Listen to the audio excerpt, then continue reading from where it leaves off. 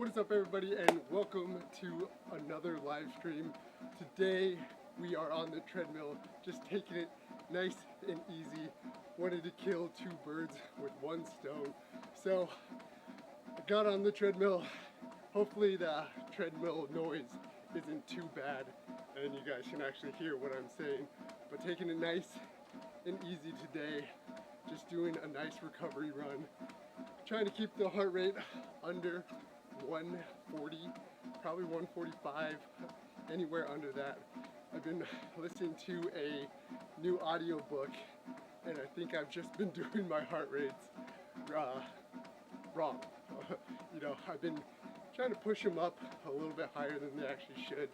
Usually when I wanted to do an easy run, I would try to keep it below 155, which is probably butting around that zone 3 area. So I want to make sure that I'm working on my aerobic base more, especially for easy runs. So I'm keeping it a lot lower than I normally do, which is now going to be less than 145. So keeping it nice and easy on these easy runs, working on my aerobic base. If you guys haven't read any books on ultra marathon running or anything like that, the one book that I've been listening to lately, and it's kind of a staple, or it's like one of the standard books for ultra marathon, and that's Training for the Uphill Athlete. There's a lot of stories about Killian Jornet and other ultra marathon runners in that book that gives you a lot of case studies on how they actually set up their training and how it's been really successful in their training. So I've been getting a lot of good information from that book, stuff that I know or stuff that I should have been implementing a long time ago, but I never do. I always trick myself, and I end up running a lot faster than I probably should be, and my aerobic base, or like that aerobic engine, doesn't ever get stronger or better, and I'm only kind of I've been plateauing for probably like the last 2 years, so hopefully kind of running slow. I know if you guys watch a lot of other videos, follow other YouTubers that do a lot of ultra marathons, you gotta run slow to run fast, and that's what I'm trying to do. I'm trying to stick with it. It's just it's kind of hard, you know. You're out there, you're running on the trail, and for me to stay at a 140 heart rate, 145 heart rate, I have to be around like a 9-minute mile pace, a 30-minute mile pace, and then on trails, my pace is around 12 minutes per mile. So it's very slow moving. On a lot of the trails with a lot of elevation, I actually have to stop and walk just to keep or make sure that my heart rate doesn't go higher than 145 or 150. And I think that's just it's just because I never trained to keep my heart rate low. And you have to specifically train, or at least from what I've been reading, which my coach has been saying and everything, you specifically have to train at that low heart rate to train your body to run faster at that heart rate. So in the scope of things it makes sense, but when you're actually practicing it, it doesn't make any sense, because it seems like when you're actually running, you want to run faster, and the faster you run, the stronger you're going to get in the future. But really what that's doing is it's stimulating your anaerobic system and your fast twitch muscles. So you're really just working on your anaerobic system and your fast twitch muscles. Your aerobic base is getting some work, but not what you want. And then you'll end up plateauing like I am, and your aerobic base just never freaking gets better. I'm always freaking surprised on when I dive, or I do deep dives on some runners, just because I'm a weirdo. So I do deep dives on some runners and I look at their data on Strava, and I see what their heart rate is and what pace they're running. And a lot of the pro runners will be running at like a 7:30 pace, a freaking 6:30 pace, or even faster. And their heart rate floats around that 140 range, 130 range for the entire time. And I always thought that was just absolutely insane. But it makes a lot of sense when you think about how they actually set up their training.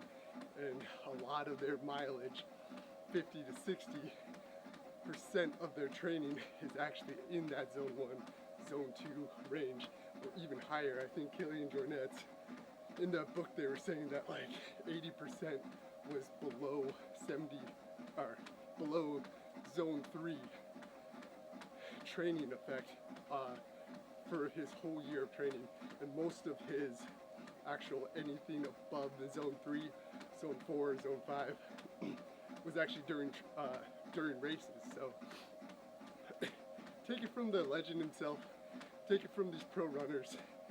If you have to freaking go slow to go fast, I'm just gonna have to suffer through it and make sure that I'm being strict on actually making sure I'm keeping my heart rate below that 145 range. One thing that I didn't do a lot leading up to this last 24-hour race was wear my heart rate monitor. The watch is a good indicator, but the watch can be finicky. Yesterday or 2 days ago, my watch was kind of giving me the right readings. It was around 145, and then I started getting sweaty, and then I saw humidity start forming on the top of the watch, and my heart rate, while I was going the same pace, my heart rate jumped up to 172 and 178, and I was going at like a 10:30 pace. I was like, am I having a heart attack? Am I fucking dying? What's going on? But I stopped. I put on my heart rate monitor. I got the Polar heart rate monitor, and it instantly went down to 130, and I just continued my run. So these watches are a good indicator, like, you know, for a couple miles, but after a while they seem to get finicky. It's usually around like 7 or 6 miles I always get a little difference in the actual readings for my heart rate with the watch. So if I could recommend anything, let's grab a heart rate monitor so you can get a nice steady heart rate while you're running and stay in those actual zones. I had the Wahoo chest strap, and that one was a little finicky also. I've had much better results with this Polar heart rate monitor. I think it's the H10. It's either H10 or H9. And it's been very useful in helping me keep in those heart rate zones a lot better. But that's enough about heart rate. I know it's just something that I've been constantly thinking about for the last week. So maybe a lot of the conversation is going to be going back to that heart rate. This is really my first week back of training, or like back of actual training. If you watched my last video that I released, it was about ramping back up your miles after a hard race. The 24-hour race wasn't really that hard on my body. I actually recovered pretty quickly, but it was the accumulation of 4 months of one ultramarathon after another ultramarathon after another ultramarathon, and then finishing up with the 24-hour race. It really took a toll on my body, and I just felt like I had to do a little reset and then ramp my mileage or my miles back up. So I made sure that I took a nice reset week, and then we're back to this week's training. So last week ended up we ended up running a little bit less than 50 miles. We got in 48 miles. I didn't add in a little walk that I did. Hold on. Yeah, I didn't add in a little walk that I did. So I think I ended up with like almost exactly 50 miles. The first run back, and this is where I kind of fucked up, or I kind of messed up, was just a 4-mile run. I ran it around my neighborhood, and that pace was just way too fast. I mean, I didn't feel like I was going fast. I wasn't struggling the entire time, but it was a 7:16 pace for 4 miles just on concrete. A little bit of elevation gain, but it was nothing serious. I was just running it a little bit too fast because I got excited, to be honest. I got excited and wanted to see how my lungs and how my legs really felt during my first actual run back. So the first heart rate was at 137, which was good. And that's when I got excited when I saw that pace at 7:25. And I just kept at that hard pace and ended up jumping into that kind of zone 3, zone 4 area where, you know, kind of working more on anaerobic, more on thresholds type pace. I mean, that's not really that fast in the scheme of things, but for me, a 7:20, anything below an 8-minute mile pace, even on concrete, is a fairly fast pace. I'm actually working pretty hard when I'm at that pace, so I had to make sure that, like, you know, on my next run, I kind of cooled it off. I got back from that run. I felt great, but I think that was more of the endorphins running and everything kind of coming back into it. On Tuesday, we had our first longer run.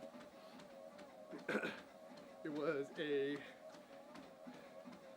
an 8-mile run, and that's just how the training has been progressing, where it's an easy run, then a workout, and an easy run, then a workout, then a rest day, and then you go into your long runs. With this run, this is when I really started listening to that book again and started focusing on my heart rate, trying to figure out, trying to make sure that I'm actually, you know, keeping in that zone 1, zone 2 range. So I went out to a really nice trail down here in New Hampshire where there was like absolutely nobody on the trail, and I just kind of slogged my way through that trail. Kept it nice and slow, kept a good eye on my heart rate. I don't think I actually had my heart rate monitor on this one, so the last couple miles got a little finicky, but I stayed around that 140 range. That was a really fun run, just because it is really cool to be outside on trails. It was like a 7 to 8 mile trail, back and forth. And when you're out there and absolutely nobody's there, I think there was one other couple that actually went out there. It's pretty cool to be like out in the middle of the woods, just nowhere, and know that like nobody's there with you for some reason. So really connected with nature. I tried to shoot a stupid YouTube video. I was getting swarmed by bugs. I was trying to do the outro, and I tripped and almost fell on my face, so that was a good time. And so I still feel really weird just carrying around a camera and talking to myself, especially when I'm in the middle of the woods. It's just like a crazy person running around the woods talking to nobody. Kind of like now, where I'm in the basement of my house on a treadmill and talking to nobody. But whatever.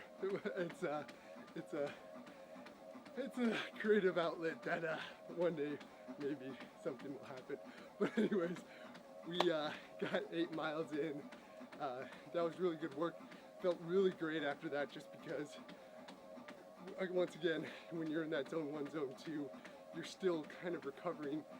It makes your body feel like a lot better because you're not muscular, or you don't have muscular soreness or anything like that.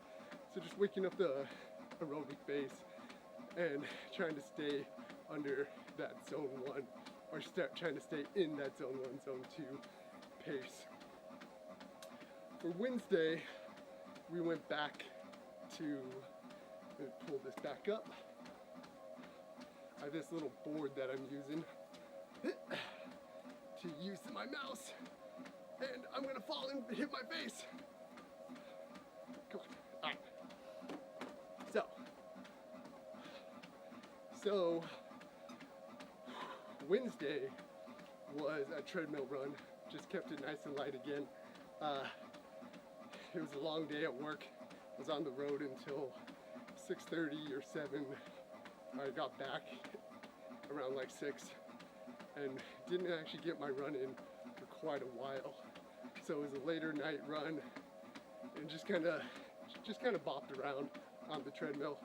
I don't like to run too much on the treadmill just because I noticed that my knees end up hurting quite a bit when I run a lot on the treadmill.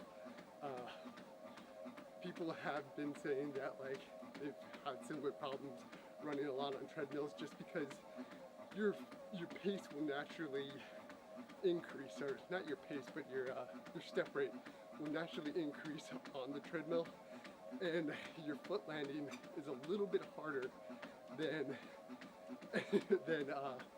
your foot. What am I trying to say? When you actually strike with your foot, it's a little bit harder because it's not a natural foot landing because the ground is actually like coming towards you. So you have a harder foot strike, and your foot pace is actually a lot faster. So there's a lot more damage that can actually happen to your knees and your legs if you're not used to running on the treadmill a lot, which I'm not. So I always end up having a lot of knee problems. Who's that? Oh, Mr. Jameson Stone. What's up, buddy? If you're the Jameson Stone that I know and love, my Ranger buddy, we've done a lot of cuddling in the past.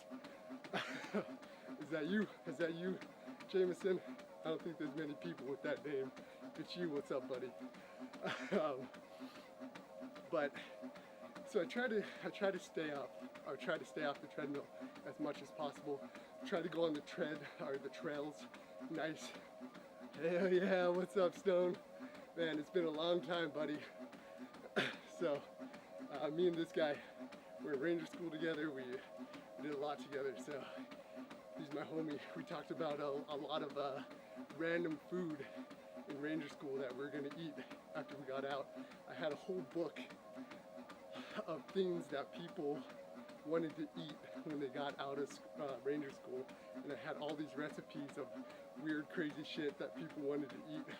I lost it, but I had a lot of Oreo cookies and mud pies and shit in there that people wanted to, or that people were fantasizing about eating when they're in Ranger school.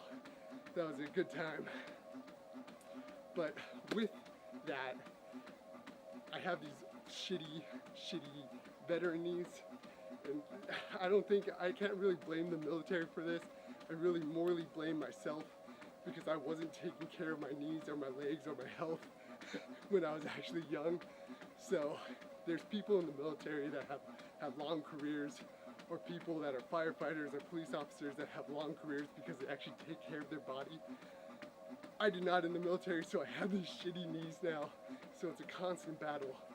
So trying to get off this treadmill as much as possible and trying to get onto trails, nice soft gravel or nice soft soil, to make sure that you're engaging different muscles. So if you're going up a hill, you're morely engaging your glutes or the back end of your actual body. Going downhill, you're crushing your quads. You know, if you're jumping from rock to rock, you're really engaging your stabilizers and your core. So it's kind of transferring over the weight instead of being on the treadmill. When you're in a constant position, just hammering up and down, even on pavement. Pavement is so unforgiving, where you're kind of in the same posture, just running for miles, hours, and you're just doing that same pounding over and over again. So on pavement, when I run a lot, or on treadmills when I run a lot, I end up having a lot of problems. So that's kind of a long rant on why I ran 4 miles on the treadmill, but that's why. So going back into the training plan for what I was doing for last week, we hit another 8-mile run. This this one was really good. I kept it pretty easy once again. Just running from my house, running in a circle pretty much. Just keeping it nice and freaking light on this run also. So once again working on that aerobic base. On this one I wanted to do the same run that I did on Monday, just at a lower heart rate. So that's where you can see the miles per hour is a little bit slower. It's at a 10:20 instead of that 7:14, just because I kept that heart rate probably around a 140 the entire time. So made sure that I could breathe, have a nice conversational pace, something like I am right now. This isn't really a conversational pace. This is more attacking a camera with words. So I'm getting kind of out of breath just because people don't normally talk like this. But keeping a nice conversational pace. One thing that I really do a lot to stay in that heart rate zone, that zone 1, zone 2, is I run and I make sure that I don't open my mouth. So I only do nasal breathing, and that tends to help moderate my heart rate under or in that zone 1, zone 2, just because you really have to focus on your breathing. You really have to focus on getting in enough air and exhaling enough air at the same time. So if you don't have anybody to talk to on these runs, what you do is just close your freaking mouth and breathe out of your nose, and that'll help moderate your actual heart rate. That's something that we used to do, or that's something that was, I forgot who used to do it. I think it was a Native American tribe, but one of their tests of strength was taking a swig of water and then running a certain amount, or running up a mountain and then running down, and then they had to spit the water out. And if they didn't have the water out, they failed their test.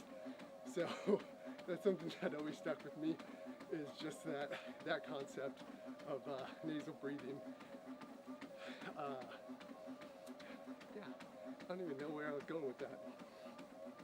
But nasal breathing is one of those things that I'm still really working on. I have pretty shitty allergies, so I'm always like snotting all over the place, and especially in New Hampshire right now, everything's green and flourishing. There's a bunch of trees and shit just shitting out pollen all over the place, right into my face. So I get all freaking clogged up, and it's kind of an effort to breathe out of my nose. So it does seem to actually help though. A lot of times when I'm out on a trail and I'm huffing and puffing with my chest and my mouth, I seem to be inhaling a lot more pollen, and I get kind of wheezy after long runs. I don't know if anybody else have experienced that, but definitely moderating your intake with your nose. There's a little bit better filtration system within your nose also, so it kind of cuts out that pollen intake, so it might help a little bit. Now I am kind of talking out of my ass. This is just like weird facts that I picked up from like different websites and different podcasts and everything like that. Definitely don't take advice from me. Just fucking go out there and try to only breathe out of your nose and see how you feel. See if it helps you stay in that zone 1, zone 2 like it does me. And if you have problems with pollen, it's kind of counterintuitive, but it may help you just because there is a better filtration system through your nose opposed to your mouth. So going on, we always have a rest day on Fridays. Let's go back. Bah! Yeah, we always have a rest day on Friday usually. So we just kept it nice and light. I rolled out a little bit. Sometimes, or most of the times, when I am actually properly training and properly taking care of my body, I'll bust out the roller. The roller just helps, just that myofascial, I don't know how you fucking say it, but helps that release in your muscles. It really has helped me in the past with my knees also, just kind of untangling all my quads and hamstrings and the calf muscles and all around the knee to really loosen everything up. This rolling out has really helped me. I kind of take my body or my legs in sections and then roll out each section for about 30 seconds. 30 seconds to a minute for each section, depending on how much time I have. So you can do that before and after a workout. It actually helps a lot for warming up your body, just breaking up any tension that you have in your muscles. I have some of those, what are they called? Those pressurized boots. I got a hold of some of those pressurized boots, so sometimes I sit in those Normatec boots and just let that pressure just suck onto my legs, and it's supposed to help blood flow and recycle waste in your muscles faster. So sit in those boots for about 30 minutes. You can do that as a warm-up also. It actually helps quite a bit. But sitting in those boots, rolling out, kind of just doing a body maintenance day, especially on Friday. I need to get better at doing recovery things and pressure release things after and before my runs during the week. Sometimes I do get a little bit lazy, especially after hard workouts that are in the sun. I just want to grab a beer for some reason, a Corona, a nice tasty cold Corona with a lime after you do like hill repeats or intervals like really hard in the sun. It's just the best thing in the world. It's probably not the best for nutrition, it's probably not the best for recovery, but God, for the mental health, for just pure enjoyment, that Corona is probably one of the best things in the world, especially if you have it in the shower. A good shower beer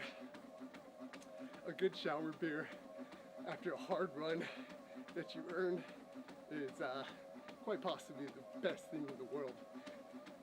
I'm not gonna say I recommend it, but I fucking recommend it. So after the Friday's recovery day, we went into our first long run of the week, and this was really the first long run that we've done since the 24-hour race, where we placed third. That's been official. It's been official. Got third place in the 24-hour race, which is pretty fucking awesome. So I was scheduled to do 16 miles on this long run, and it started great. You know, I went out there, it was kind of hot, maybe around like 85 to 90 degrees. So it's pretty hot out. Had my water, had my everything I needed for that run. And I tried to make it an effort to stay under 150, you know, stay in that zone 2 for this long run. Went to one of my favorite local mountains, but for the past month, this freaking trail has been absolutely like infested with freaking bugs. It's like a freaking swarm, like in every portion of the trail. So right when I got on the trail, I got freaking swarmed by gnats, and it wasn't even like a couple where you could just like swat them away or whatever and deal with it. It was like a freaking 20 of them just like hanging out on my face. And last time I went to that trail, it was about 2 weeks ago. They were little black flies, and they would freaking swarm around your head and then dive bomb your face. So I got through that run, but that was only 8 miles, and I almost freaked the fuck out because they were just swarming me all day. And then on this run, those gnats were so thick, when I swiped them away from my face, I could feel just like 20 freaking gnats on my hands every single time I swiped my face. It was ridiculous. I tried like multiple different trails. I tried multiple different areas of that mountain. So the mountain is kind of up here. Let's see. So the mountain's kind of up here, and then this is a lake or like a river type thing and it has a trail next to it too. So I tried down here, all those bugs were freaking swarming from the water deposits and got absolutely destroyed there. So I went into this area that is more gravel road, and I got swarmed by the black flies there. So gnats here, black flies there. And I was like, fuck it, I'll just go up the mountain. And I went up the mountain, and then I got swarmed by both gnats and black flies, to the point where I just said fuck it, and I rage quit off that mountain. I haven't rage quit out of many runs this whole training cycle. I've been pretty proud of that, but this run I could not freaking do it. It was way too much. Every time I opened my mouth, freaking gnats went straight down my throat. They don't even hit your tongue. They just decide to go straight down your throat. So you open your mouth to gasp for air, and you're just like, ah! And freaking gnats come pouring out. They hit your eyeballs. You're wearing sunglasses, and they go behind the fucking sunglasses and into your eyeballs. So I just fucking rage quit out of it. I made sure that I got my 16 miles though. I ended up going right out of my car onto the treadmill. I think I just fucked everything up. There you go. So I got out of my car. The mountain was about 20 minutes away. I got out of my car and right onto the treadmill. Got super bored after 3 miles and just finished on the neighborhood loop that I actually run.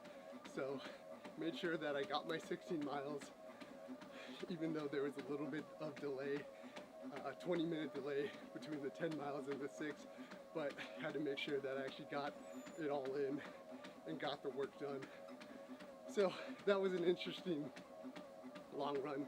I'm not gonna go back on that trail or back on that mountain probably for another month to see if those freaking bugs stop and stop freaking attacking people's faces.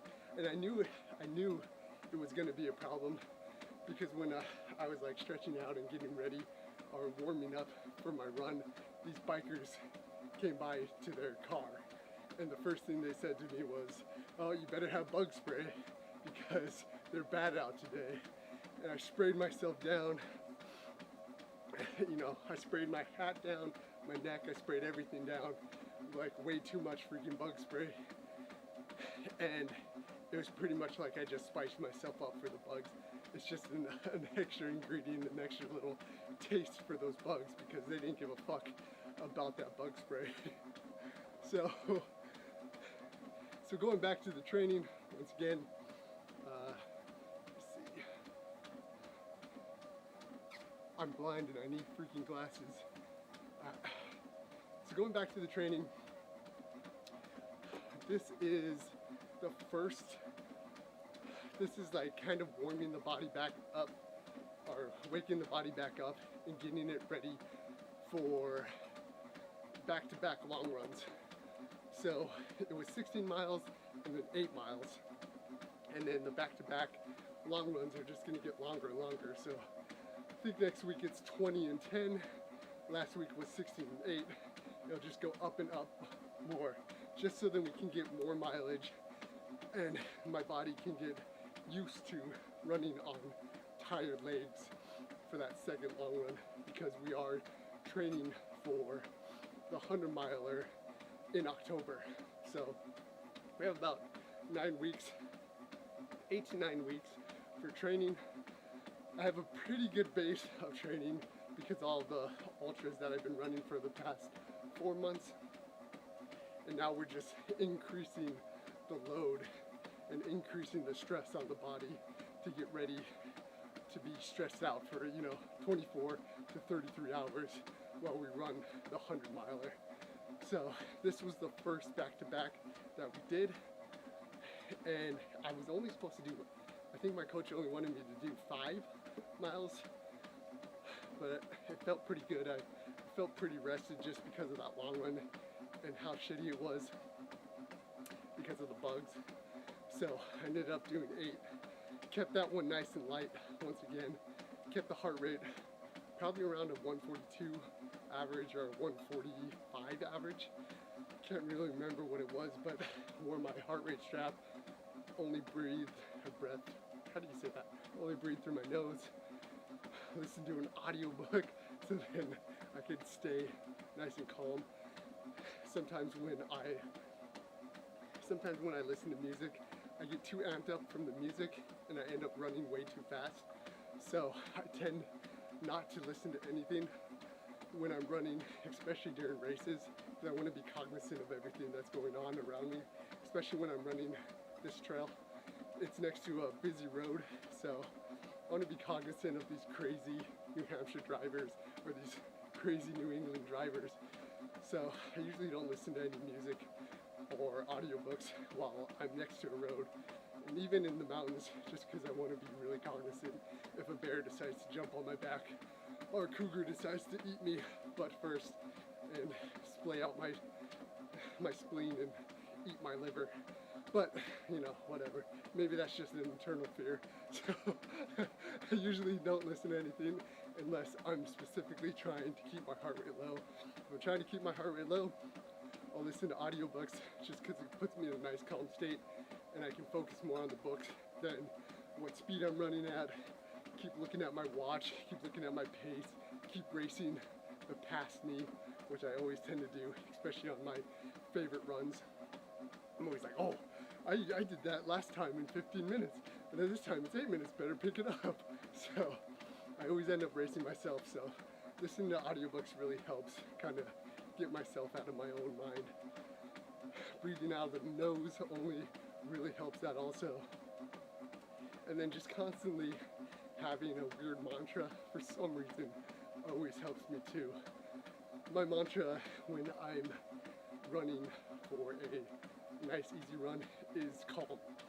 So I just keep telling myself, especially when I want to pick it up, I just keep on saying calm, calm, calm, calm, and then breathe in, breathe out, and I tend to slow myself down and actually slow my heart rate down a little bit because I'm focusing on just keeping it nice and easy, nice and calm. So maybe some of those things might help you in the past or help you in the future if you are trying to stay in that zone 1, zone 2. It's been a constant battle for me, so I'm trying to do everything I can to stay in that zone, especially now. Actually, I'm actually doing pretty well. Especially talking all this time and all that shit. My heart rate's been pretty stable. So that wraps up the week. It ended up being around 48 miles. I think I did a walk that was about 4 miles, so a little bit over 50 miles of actual movement during this week. Kept it nice and easy, nice and zone 1, zone 2 week, just to wake the body back up from the Mount Sparta race and the week of complete rest and complete reset that I took last week. So once again, we're just kind of ramping everything back up. So in the last video that I shot, if you haven't watched that, it's what I used to do, and this is what I did in 2019 when I ran the Grindstone 100, is I would go really hard. I ran a really hard race. I'd take a couple days off, and then I'd jump right back into training. And my body wasn't fully recovered. So after the 100K, which absolutely destroyed my body because I wasn't ready for it at all. It was a week after, and I started right back at my training, right exactly as I had it, leading up to the 100K. And it felt amazing, you know. I felt great, I felt rested. I ran one of my PRs on a trail that I always ran. You know, I was feeling amazing. And then after that week, everything came crashing down because the little bit that I recovered, I used up on that PR run, and my body just went way worse, or my cardio and everything, my muscular endurance went way down because I was still recovering from the 100K, and then I just crushed it on that stupid PR run, and I had to reset and recover for about 2 or 3 weeks, longer than I would have if I just slowly recovered, slowly ramped my body back up, slowly absorbed all the training that I would have taken or would have gotten from the 100K and actually put it into my body. But I didn't. So that's something that I'm very, very specifically trying to do during this training block. As you can see, the mileage goes really up and down ever since I started working with my coach. So it goes from like 70 to 60 to 40, and then back up to 60 because we did that race. Then it went down to 35, 47, 30 for the taper, and then back up, and then it goes down, back up, but not even back up to 40, then 55, 60, and then taper, and then 66. So that's kind of the theme of my training, is a roller coaster of going up, going down, going up, and then we race, then go down, and then back up. So it's kind of being a lot more tactical of training rather than just kind of going out there and crushing miles, crushing my body, and really crushing my training. So I think this week we're gonna hit 40, or last week we hit around 50. Next week we're probably gonna hit 60, and then we're gonna go up to 70, maybe take like that a couple 70 weeks just to kind of level off the body, and then we're gonna peak maybe around like 80 to 100 miles, probably around 80, probably peak around 80, and then start tapering for the 100 miler. So that's where we're at. That was the training for last week, keeping it nice and easy. I'm making a really hard effort on trying to stay in zone 1, zone 2, trying to wake up my aerobic base, try to work on having a lower heart rate at a faster speed, because that's what all endurance athletes are really trying to strive for, is having a low heart rate that they can maintain for hours or days and still be running fast. That's my goal. That's something that I definitely didn't take that serious, and I've been paying for it for the last couple of days, or a couple of years.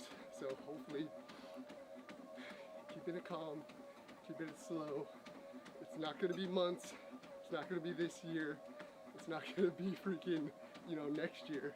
I'm hoping in like 5 years of, working on my aerobic base, working on my engine, I can actually start racing these freaking races. When I'm 35, 36, I can actually start being somewhat competitive. My goal in this ultramarathon world is to be healthy and to be the dark horse in races. So if somebody fucks up, because I haven't been doing this too long, I don't have any natural talent or anything like that, but what I want to be when I'm like 35, 36, I want to be the dark horse. If you fuck up, I'm coming for your ass. That's what I want to be.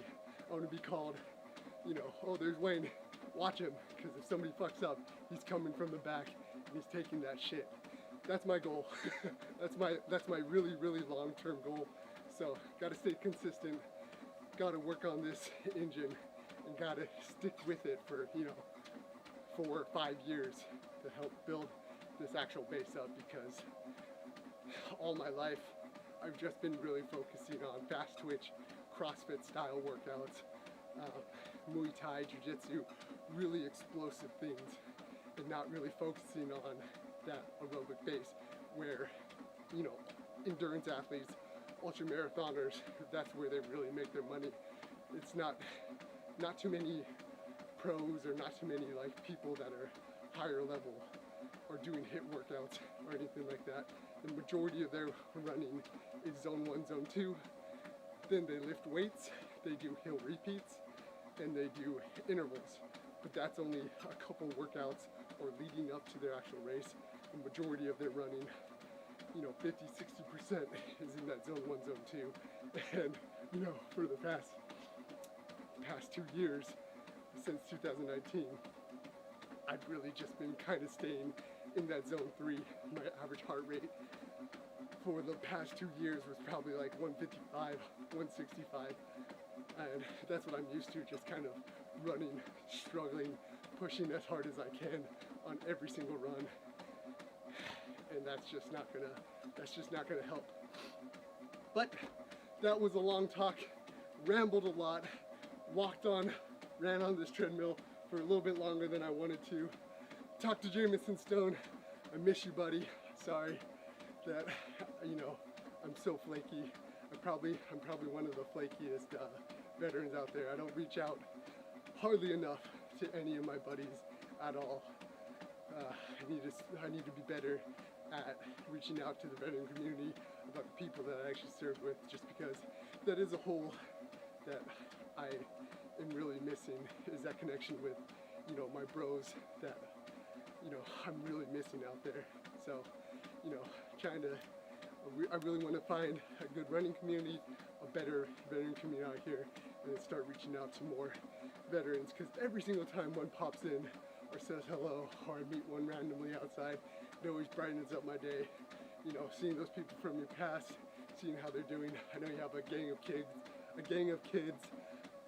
I got 2 kids myself, so I need to be better at like actually reaching out to the community, because, you know, that's part of me. It's always going to be a part of me, and it's something that I'm really, really missing. So hopefully I'll see you soon. Hopefully you runners out there, I see you guys on the trail.